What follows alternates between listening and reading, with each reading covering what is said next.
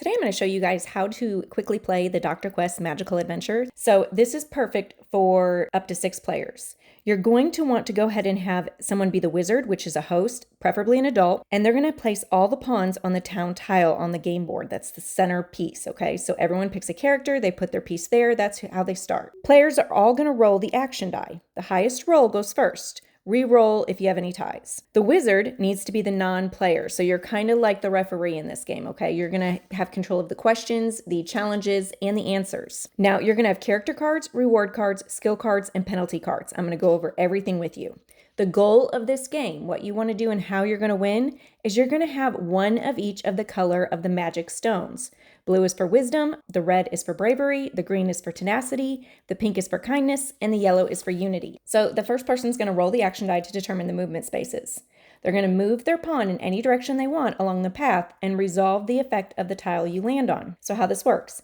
If you land on a blank one, it's just the next person's turn, okay? They don't have to do anything. If you land on a library, you're going to draw one skill card.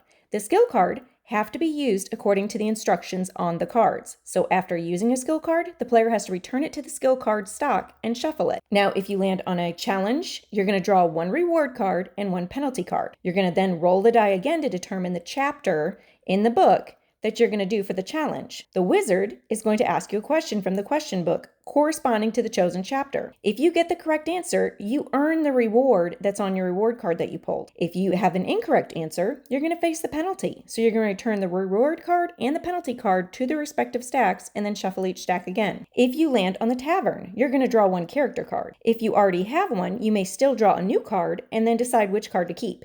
Character cards have to be used according to the instructions on the cards. Character cards can only be used once every 3 rounds.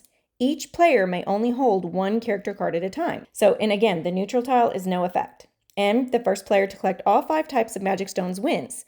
This can also work for teamwork because some of these, it's going to say you're going to want the unity stone. That's when you have to help someone with a challenge.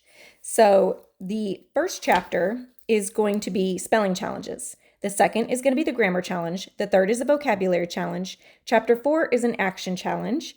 Chapter 5 is speaking challenge. Chapter 6 is a listening challenge. Now, chapter 4, you're going to have no answers in the back of the book. These are going to be things like name 3 animals in the ocean.